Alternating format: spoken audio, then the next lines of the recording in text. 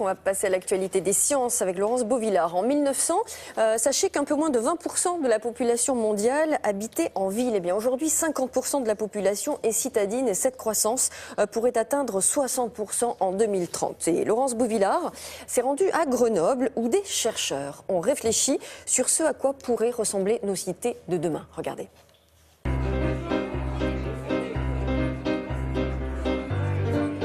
Et si l'on imaginait ce que seront nos vies et nos villes dans 15 ans? Ici à Grenoble, capitale de la nouvelle technologie européenne, eh bien une cinquantaine de scientifiques se sont réunis, des architectes, des urbanistes, mais aussi des économistes, des sociologues, pour savoir ce que seront nos villes en 2030.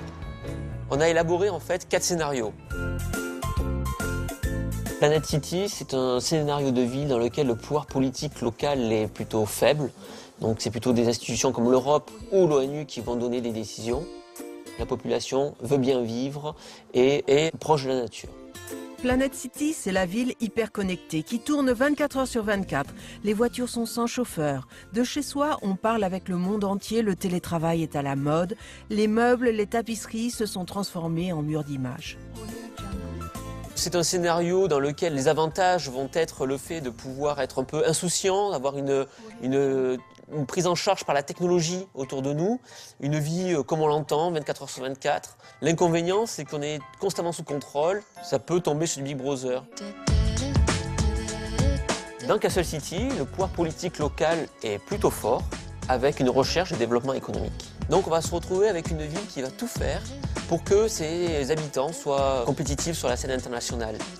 Dans Castle City, les citoyens sont responsables du bon fonctionnement de leur ville. En cas de problème, ils alertent des services centralisés.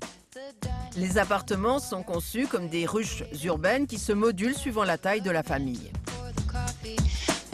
L'avantage de cette ville, ça va être le fait qu'on va avoir une mairie plutôt paternaliste, dans laquelle tout va être plutôt moins planifié, il n'y aura pas forcément trop de surprises. L'inconvénient va être quel est mon choix de liberté là-dedans, notamment avec des problématiques de données publiques, données privées, s'il faut que je donne tout à la mairie pour pouvoir tout planifier, c'est ce qui risque de plus poser problème. Self City, c'est un scénario de ville dans lequel le pouvoir politique local est plutôt fort et avec une orientation très écologique. Ce sont des petits quartiers, tous interconnectés et dans lesquels en fait on va travailler l'autonomie. Le citoyen de Self City est éco-responsable. Les transports sont collectifs, les emballages sont supprimés, l'eau de pluie est récupérée, elle arrose des potagers municipaux. Les factures sont adaptées aux efforts réalisés grâce à des bonus. L'avantage de cette ville, c'est quand même la solidarité que l'on va retrouver au niveau des quartiers, le fait de bien vivre avec la nature. L'inconvénient qu'on y retrouve, c'est quand même de vivre avec les autres. À un moment donné, le groupe peut devenir pesant. Patchwork City, c'est un scénario de ville dans lequel le pouvoir politique local est faible et on est plutôt sur un driver économique, c'est-à-dire que la ville va chercher de la performance. Donc c'est plutôt une ville qui va être un quartier en classe sociale, mais privatisé, dans lequel en fait l'initiative personnelle va être plutôt valorisée.